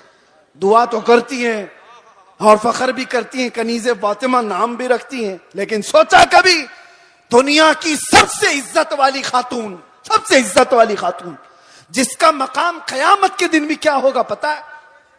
फरिश्तों को, आपको मैं बता रहा हूं, हदीस में मौजूद है, फरिश्ता महशर के मैदान में ऐलान करेगा, गद्दू अबसारकुम फइन्न फातिमा बिन्त मोहम्मद तमुर्रु इलल जन्ना। ऐ महशर वाले लोग, सब अपनी आंखें नीची कर लो, मोहम्मद अरबी की बेटी जन्नत की तरफ जा रही है। कयामत के दिन ऐलान हो रहा होगा। इज्जत का वो मकाम मैदान महशर में जिसकी इज्जत का ऐलान हो रहा होगा। लेकिन मैं खवातीन से कहता हूं, दुनिया की सबसे इज्जत वाली खातून के सर पर हमेशा दुपट्टा रहा। और तुम समझती हो इज्जत खुले बन में है, फैशन करने में। फैशन वो है ही नहीं, हम उसको फैशन नहीं समझते। वो जानवरों वाली जिंदगी है जो औरतों को नंगा करके हवस के पुजारियों के सामने लाकर खड़ा किया जाता है। औरत को इन लोगों ने तमाशा बनाया हुआ है। औरत को दुनिया ने आज आलयकार बनाया हुआ है, अपनी हवस का निशाना है। क्यों? क्या इज्जत वाले लोग अपनी बेटियों को इस तरह से रखना चाहते हैं? वो दूसरों की बेटियों को नंगा देखना चाहते हैं, अपनी बीवी को और अपनी बेटी को नहीं। दूसरों की बेटियों को नंगा देखना चाहती है दुनिया। इसलिए मेरे अजीजों, दुनिया के प्रोपेगंडे पर न जाओ। इज्जत तुम्हें मेरे मुस्तफा के कदमों में मिलेगी। और सहाबा कराम ने यह नुक्ता महसूस किया था, इसलिए कभी उन्होंने दुनिया क्या कर रही है, दुनिया कैसे चल रही है, उसकी तरफ देखा ही नहीं। वो पैबंद लगे कपड़ों में भी जाते थे तो बादशाह भी खड़े हो जाया करते थे। वो बगैर चप्पल के भी जाते थे तो पूरे इलाके फतह करके लौटते थे। बेशक उन्होंने कभी उन तमाम चीजों में इज्जतें नहीं ढूंढी। एक साहबी हजरत नौमान एक मुल्क में सफीर बन करके गए थे मेरे मुस्तफा के। सफीर समझते हो ना, एम्बेसडर, कासिद। और जब हुजूर पाक के सफीर बन करके ये सहाबी गए तो जिस मुल्क के बादशाह के पास ये जा रहे थे उस बादशाह ने बहुत सुन रखा था, चर्चा सुन लिया था अरब के इनकलाब का, मेरे मुस्तफा सल्लल्लाहु अलैहि वसल्लम के दीवानों के हुजूम का। तो उसने क्या किया, इंतजामात किया, तैयारियां की, कालीन बिछाया। रेड कारपेट आज भी किसी के लिए बिछाया जाता है, रेशम का कालीन बिछाया, सोने से कलाई की हुई कुर्सी लगा दिया कि मोहम्मद अरबी का सफीर आ रहा है। बादशाह खुद मुसलमान नहीं था लेकिन इज्जत कर रहा था। हजरत नौमान जिस वक्त वहां पहुंचते हैं, देखा उनका इंतजाम ये रेशम के कालीन से है। आपने ठोकर मार करके रेशम के कालीन को अलग कर दिया, जमीन पर चलने लगे। बादशाह भी देख रहा था। और जब कुर्सी पर बैठने का वक्त आया, सोने से कलाई की हुई कुर्सी है, आपने कहा इसको हटाओ, आम सी कुर्सी लाओ, उस पर मैं बैठूंगा। बादशाह ने देखा और कहा कि ये लोग इतना घमंड करते हैं, इतना एटीट्यूड है इनको, हमारी चीजें इस्तेमाल नहीं करेंगे। हजरत नौमान ने बताया, ना घमंड ना तकब्बुर, यह हमारा गुरूर नहीं है। मैंने इसलिए ये दोनों चीजें इस्तेमाल नहीं की कि मेरे मुस्तफा की शरीयत में रेशम का इस्तेमाल मर्द के लिए। मैं आसपास सारे लोगों को तंबीह करता हूं सोशल मीडिया के जरिए से, कुछ ऐसी जमातें जो नौजवानों को भड़का करके, नौजवानों को दीन के नाम पर और भी बहुत सारे ऐसे जज्बाती नाम पर उनको उभारती हैं, कई जगह पर उनको ले जाती हैं। ये सारी जमातें पड़ोस मुल्क से अपना काम कर रही हैं और हिंदुस्तान में क्या पूरी दुनिया में अपने नसें फैलाई हुई हैं। इसलिए यह तंबीहन जरूरी है हर नौजवान को। सोशल मीडिया का भी इस्तेमाल करो तो बहुत सोच समझ करके, किसी के हत्थे मत चढ़ जाना, किसी ऐसे के हत्थे मत चढ़ जाना जो तुम्हारे जज्बात का इस्तेमाल करके तुमसे ऐसे काम करवा दे जो पूरी उम्मत मुस्लिमा के लिए खतरा बन जाए, पूरे इस्लाम के लिए खतरा बन जाए। आज हर मुसलमान के लिए, ये सारे टोपी दाढ़ी वालों के लिए कितना खतरा है, कितनी मुश्किलात है। आपको पता है न्यूयॉर्क में आज से 25 साल पहले जब ऐसे हमले हुए थे तो कई साल तक वहां रहने वाले मुसलमानों को कितनी तकलीफें उठानी पड़ी थी, कितनी तकलीफें। और कई मर्तबा ऐसा भी हुआ कि एक चीज है एक्सट्रीमिज्म, ये जो शिद्दत पसंदी है वो दूसरी शिद्दत पसंदी को जन्म देती है। एक तरफ से शिद्दत हो तो दूसरी तरफ की भी शिद्दत को वो जन्म देती है। हालात ऐसे थे कि लोग उस वक्त सिखों को भी मार रहे थे तो उन्होंने भी पगड़ियां निकाल ली, दाढ़ियां निकाल ली। मुसलमानों के साथ भी यह मामला था। चंद लोगों की वजह से पूरी उम्मत मुस्लिमा खतरे में है। क्यों ऐसा कोई नौजवान करे? न खुद का भला, न दीन का भला, न देश का भला, किसी का भला नहीं सिवाय नुकसान के। इसलिए नौजवानों, इन हालात में कभी भी अपने व्हाट्सएप का इस्तेमाल, अपने फेसबुक का इस्तेमाल, अपने इंस्टा का इस्तेमाल, ये सारे जाल हैं। तुम्हारे स्टेटस का इस्तेमाल कभी ऐसी चीजों में हरगिज ना करो। हाँ, रोज स्टेटस लगाओ, आई लव मोहम्मद सल्लल्लाहु अलैहि वसल्लम, सैयदना मोहम्मद सल्लल्लाहु अलैहि वसल्लम, इसमें कोई दिक्कत नहीं है। अपने नबी पाक से इश्क का इजहार रोज सुबह शाम करो, इसमें कोई दिक्कत नहीं है। अपने दीन इस्लाम की अच्छी बातों को नशरो इशाअत करो, ये बहुत खूब बात है। लेकिन कुछ ऐसी गतिविधियों के साथ तुम जुड़े रहोगे तो खुद को भी खतरे में डालोगे, खानदान को भी और कौम को भी, पूरी उम्मत को भी। और अल्लाह कुरान में फरमाता, वला तुल्कू बिअयदीकुम इला तहलुका, अपने आप को हिलाकत में हरगिज मत डालना। और जो हिलाकत में खुद अपने आप को डालता है वो सुसाइड करने का जुर्म ये है कि वो डायरेक्ट जहन्नम में जाएगा, डायरेक्ट जहन्नमी है, खुदकुशी करने वाला।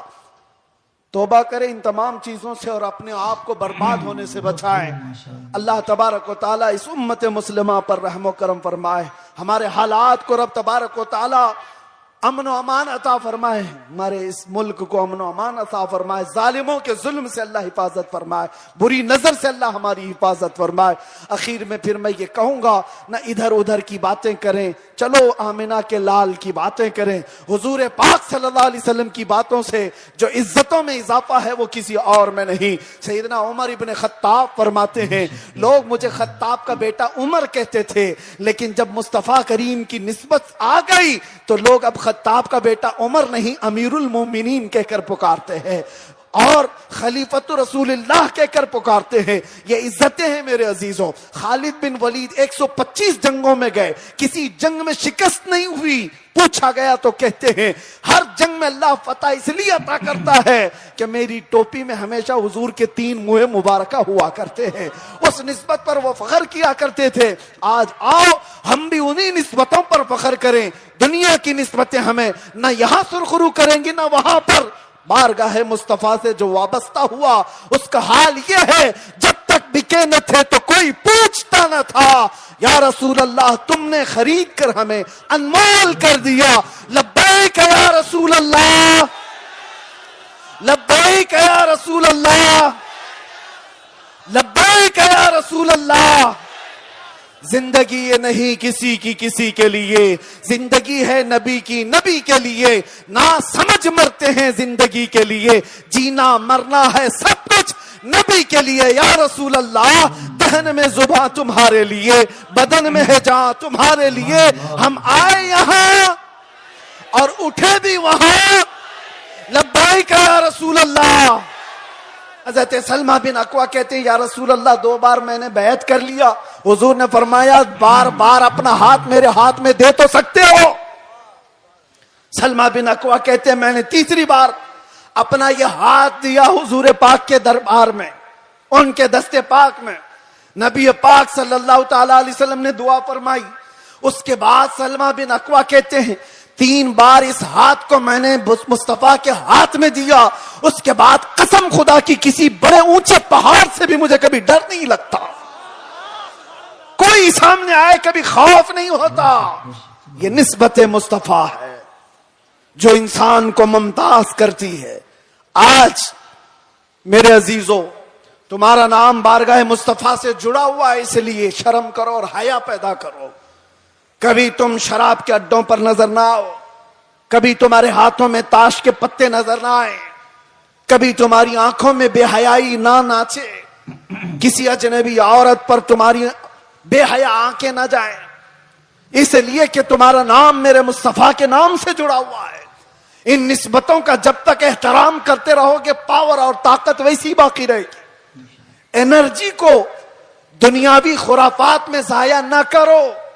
अल्लाह ने आज भी तुम्हारा रौब बाकी रखा है, आज भी है। हमने खुद महसूस किया है, हमने देखा है। आपको खुद को अंदाजा नहीं, लेकिन दुनिया को अंदाजा है।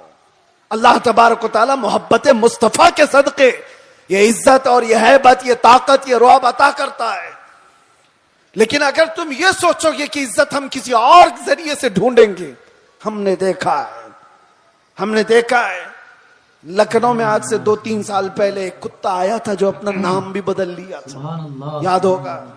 बहुत टीवी पर बिठा दिया जाता था, धर्म भी बदल लिया, नाम भी बदल लिया।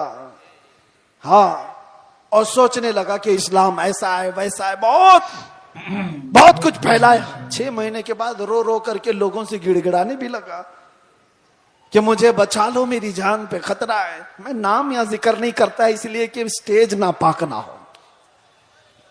लेकिन एक बात याद रखो, हुजूर पाक सल्लल्लाहु ताला अलैहि वसल्लम के इस दीन पाक से गद्दारी करके जो दूसरी जगह इज्जत ढूंढता है, कुरान क्या कहता है? वमन यब्तगी गैरल इस्लामी दीनन फलन युक़बल मिन्ह। अल्लाह ताला ने कुरान में फरमाया, और यही बात मैं आपसे कहता हूं। आला हजरत क्या कहते हैं सुनो। आला हजरत फरमाते हैं, बारगाह मुस्तफा सल्लल्लाहु ताला अलैहि वसल्लम से जो गद्दारी किया, जो उनके दर से यार फिरते हैं, दर बदर यूं ही खार फिरते हैं, दर बदर यूं ही खार फिरते हैं। इज्जत ढूंढो आमिना के लाल के पास, इज्जत ढूंढो गुंबद खजरा के मकी के पास हमने दुनिया में देखा है जो नबी पाक की गुलामी को अपनाए हैं, 70 साल के भी होते हैं तो उनकी खूबसूरती में फर्क नहीं आता, 80 साल के भी हो जाएं तो उनको बूढ़ा कोई नहीं कहता। आज भी मौजूद है हमारे मशाइख, लेकिन इज्जतों में कोई कमी नहीं। और जिन्होंने पूरी हिंदुस्तान में फितना और फसाद मचा करके सियासत किया था, 90 साल के ऊपर भी हो गए, अभी मरने को तैयार नहीं। ऐसे बहुत सारे लीडर बैठे हुए हैं जिनको कोई पूछता भी नहीं, अखबार के किसी कोने में उनका नाम भी नहीं। बहुत सारे ऐसे 40-40 साल लोगों की नौकरियां करते रहे। मैं जॉब की बात नहीं कर रहा हूं, सियासत में इसकी उसकी चाटते रह गए तलवे और कुछ नहीं हासिल कर पाए। लेकिन मेरे मुस्तफा की गुलामी जिसने अपने गले में डाल दिया था, फिर देखो आप हुजूर ताजुश शरिया के आखिरी अदवार को हमने देखा, जाहिरी जिंदगी के आखिरी दौर को भी देखा है। मेरे अजीजों, 75 साल की उम्र हो गई थी, 1 लाख नौजवानों को, खूबसूरतों को एक तरफ बिठाओ और एक तरफ बरेली के उस शहजादे को बिठाओ और देखो दुनिया किसकी तरफ देखती है। क्यों? ये चेहरे पर गाजा और ये चेहरे पर कशिश, ये पाउडर और लाली की नहीं, ये मुस्तफा करीम की गुलामी की है। मुस्तफा करीम सल्लल्लाहु तआला अलैहि वसल्लम के मोहब्बत का जो जमाल है वो कभी कम नहीं होता। बचपन में हम सुनते आते थे, मोहम्मद के गुलामों में बुढ़ापा आ नहीं सकता। इसीलिए इज्जत इधर उधर क्यों ढूंढते हो, क्यों जाते हो? उन नौजवानों पर मुझे बड़ा तरस आता है जो कहते हैं दुनिया पता नहीं क्या कहेगी। 5 ग्राम की टोपी उनको भारी लगती है, 5 किलो की फटी जीन्स पहन करके फैशन समझता है, दाढ़ी उसको बहुत भारी लगने लगती है, चुभती है, गड़ती है, रोज उसको निकाल करके गटर नाली में फेंक देता है। और दाढ़ी भी बेचारी इतनी जिद्दी है, रोज आकर के उसको बताती है तुम मर्द है। वो निकाल करके कहता है नहीं हूं मैं, वो भाग रहा है। कैसी हैरत की बात है, तुम जिद पे अड़े हो कि नहीं हूं मैं, और वो भी जिद पे अड़ी है, रोज आके बताती है कि तुम मर्द है। बेचारा आखिरी दम तक मानने को तैयार नहीं। और हैरत की बात है, जब इनसे पूछा जाए दुनिया का सबसे हसीन चेहरा कौन सा था, तो सब एक जुबान होकर कहते हैं आमिना के लाल का चेहरा सबसे हसीन था। फिर मैं पूछता हूं, उस आमिना के लाल के चेहरे पर जब दाढ़ी थी तो तुझे ऐब क्यों लगती है, तुझे बुरी क्यों लगती है? दुनिया का सबसे ज्यादा हसीन चेहरा मेरे मुस्तफा का था, और वो दाढ़ी वाला था।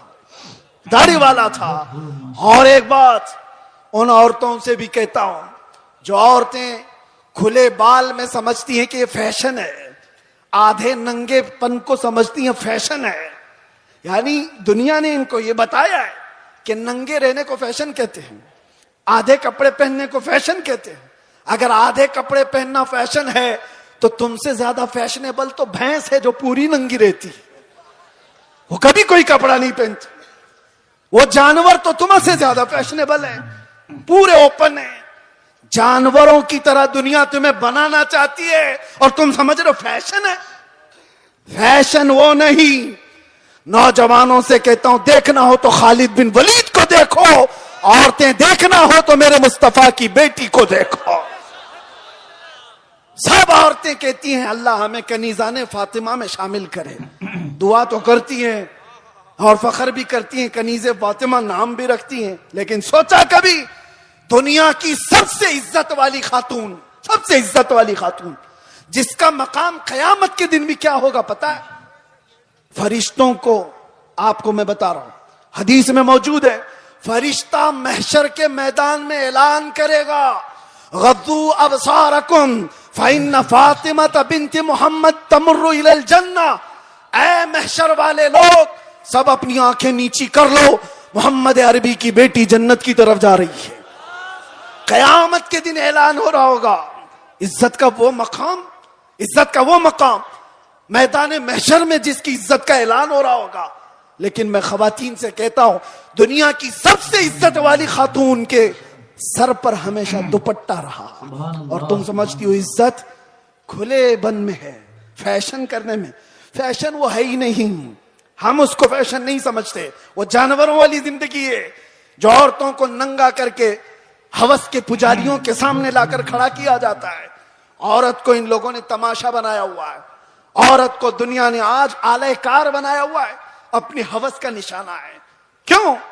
क्या इज्जत वाले लोग अपनी बेटियों को इस तरह से रखना चाहते हैं? वो दूसरों की बेटियों को नंगा देखना चाहते हैं, अपनी बीवी को और अपनी बेटी को नहीं, दूसरों की बेटियों को नंगा देखना चाहती है दुनिया। इसलिए मेरे अजीजों, दुनिया के प्रोपेगंडे पर न जाओ, इज्जत तुम्हें मेरे मुस्तफा के कदमों में मिलेगी। और सहाबा कराम ने यह नुक्ता महसूस किया था, इसलिए कभी उन्होंने दुनिया क्या कर रही है, दुनिया कैसे चल रही है, उसकी तरफ देखा ही नहीं। वो पैबंद लगे कपड़ों में भी जाते थे तो बादशाह भी खड़े हो जाया करते थे। वो बगैर चप्पल के भी जाते थे तो पूरे इलाके फतह करके लौटते थे। उन्होंने कभी उन तमाम चीजों में इज्जतें नहीं ढूंढी। एक साहबी हजरत नौमान एक मुल्क में सफीर बन करके गए थे मेरे मुस्तफा के। सफीर समझते हो ना, एम्बेसडर, कासिद। और जब हुजूर पाक के सफीर बन करके ये सहाबी गए तो जिस मुल्क के बादशाह के पास ये जा रहे थे, उस बादशाह ने बहुत सुन रखा था, चर्चा सुन लिया था अरब के इनकलाब का, मेरे मुस्तफा सल्लल्लाहु अलैहि वसल्लम के दीवानों के हुजूम का। तो उसने क्या किया? इंतजामात किया, तैयारियां की, कालीन बिछाया।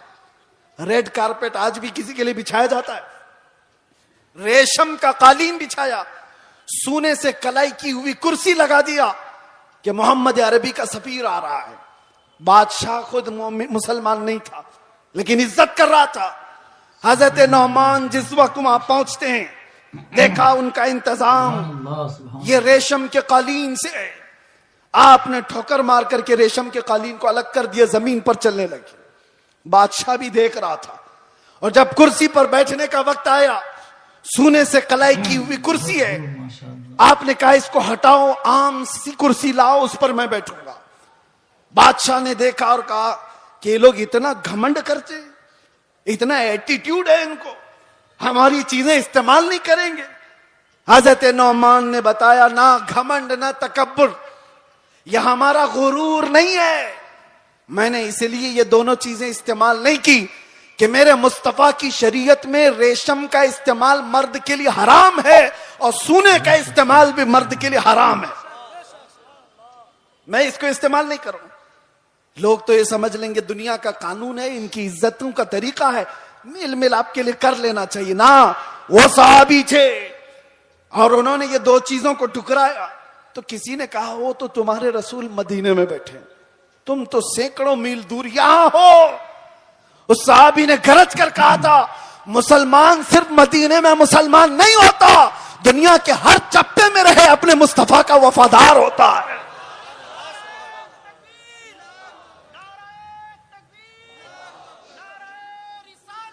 अपने नबी का वफादार होता है। उन सहाबा ने इज्जतें अपने नबी की निस्बत में ढूंढी थी। आज लोग ये समझते हैं कि दुनिया की चकाचौंध में रंग जाने में इज्जत मिल जाएगी, कुछ नहीं मिलने वाला है। जिंदगियां गुजर जाएंगी, लोगों की ठोकरों पर ही जीते रह जाओगे, लोग उछालते रह जाएंगे। हाँ, नबी पाक सल्लल्लाहु ताला अलैहि वसल्लम से वफादारी और उनकी मोहब्बत में जो इज्जत है, मैं कहता हूं चंद तकलीफें तो आ सकती हैं लेकिन कल्ब का जो सुकून है वो दुनिया की झोलियों में कभी नहीं मिलेगा। अल्हम्दुलिल्लाह हमने ये चीज महसूस भी किया है। दुनिया जिस तरह भी तकलीफ देने की बात करती हो, लेकिन मुस्तफा करीम की याद हमें सुकून बख्श देती है, उनकी यादें हमें दिल की तमानीनत अता कर देती हैं। आ जाओ ऐ मेरे सुन्नी मुसलमानों, आला हजरत की उस बात पर हम जमा हो जाते हैं जिसमें उन्होंने कहा था, आज ले उनकी पनाह, आज मदद मांग उनसे, कल न मानेंगे कयामत में, अगर मान गया उन्हें जाना, उन्हें माना, न रखा गैर से काम, लिल्लाहिल हम्द में दुनिया से मुसलमान गया। सारे टेंशन, सारे डिप्रेशन का एक ही इलाज है, किसको किसको राजी करोगे? एक को राजी करोगे, दूसरा नाराज। दुनिया यही है, इसीलिए आओ, सबको राजी कर भी ना पाओगे, जिंदगियां खत्म हो जाएंगी।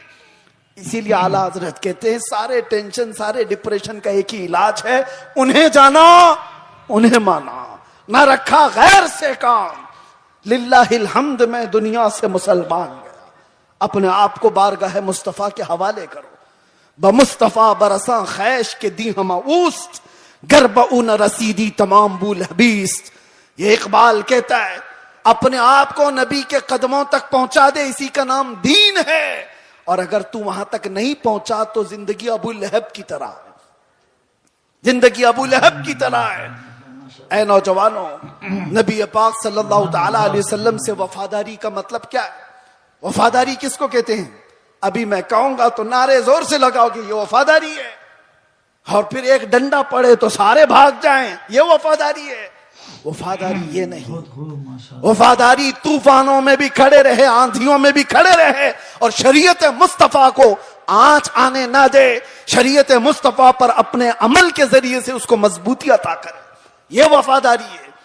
मिसाल के तौर पर मैं अगर किसी को कोई चीज दे करके जाता हूं, एक कपड़ा ही सही, मोहब्बत का तकाजा तो यह है कि लोग उसको संभाल कर रखेंगे, सही बात है। मैं अगर अपना अमामा किसी को दे दूं 4 लोगों और मैं कहूं कि इसको संभालो, तुम्हारी अगर मोहब्बत है तो इस चीज को संभाल कर रखोगे। लेकिन वक्त ऐसा आया कि सारी जगहों पर बोलते तो घूम रहे, हमारे पास ये है, हमारे पास अमामा है, हमारे पास कपड़ा है, लेकिन पूछा गया है कहां? पता चला किसी गटर में रखा हुआ है, किसी कीचड़ में है, किसी मट्टी में है, कहीं पड़ा हुआ है। बस जुबानों पर है कि हमारे पास है, बिला तशबी बिला तमसील। दीने मुस्तफा के साथ हमने यही किया हुआ है। फख्र तो करते हैं कि हम मुसलमान हैं, इस्लाम हमारे पास है। कहां है वो इस्लाम? ना औरतों पे नजर आ रहा है, ना बच्चियों पे नजर आ रहा है, ना शादियों में नजर आ रहा है। वो इस्लाम है का जुबानों पर। वफादारी इसको नहीं कहते। वफादारी ये है कि तुम्हारे जिस्म पर इस्लाम नजर आए, तुम्हारे अमल में इस्लाम नजर आए, तुम्हारे अखलाक में इस्लाम नजर आए, तुम्हारे बोल चाल में, तुम्हारे तरीकेकार में इस्लाम नजर आए। मस्जिदों में क्यों नहीं नजर आता? फजर में क्यों गायब वो सारे के सारे? इस्लाम कहां है? मेरे अजीजों, नारा लगाना ये दुनिया का सबसे आसान काम है। ये शहादत कहे उल्फत में है कदम रखना, लोग आसान समझते हैं मुसलमान होना। और इसीलिए मेरे आका सल्लल्लाहु अलैहि वसल्लम ने एक सहाबी से फरमाया था, हम तो छोड़ो, हम तो बहुत निकम्मे लोग हैं, बहुत दूर के हैं। वो सहाबा थे जो दुनिया के सबसे अच्छे लोग थे। एक सहाबी ने आकर के हुजूर से इतना कहा था, वल्लाही इन्नी ला उहिब्बका या रसूल अल्लाह, कसम खुदा की है अल्लाह के रसूल, मैं आपसे बहुत मोहब्बत करता हूं। हुजूर ने क्या फरमाया जानते हो? उन्जुर मादा तकूल, सोच के बोल क्या कह रहा है। हम तो आसानी से कहते ना, या रसूल अल्लाह आपसे हम प्यार करते हैं, मोहब्बत करते। सहाबी ने जब ये कहा था, हुजूर फरमाते हैं सोच के बोल क्या कह रहा है। उन्होंने दूसरी बार कहा, कसम खुदा की या रसूल अल्लाह मैं बहुत मोहब्बत करता हूं। हुजूर ने फिर कहा, सोच समझ करके बोल। तीसरी बार उन्होंने कहा, कसम खुदा की या रसूल अल्लाह मैं आपसे मोहब्बत करता हूं। तब मेरे आका ने फरमाया, अगर तू अपनी बात में सच्चा है तो फिर इंतजार कर, मुसीबतें ऐसे आएंगी जैसे पहाड़ से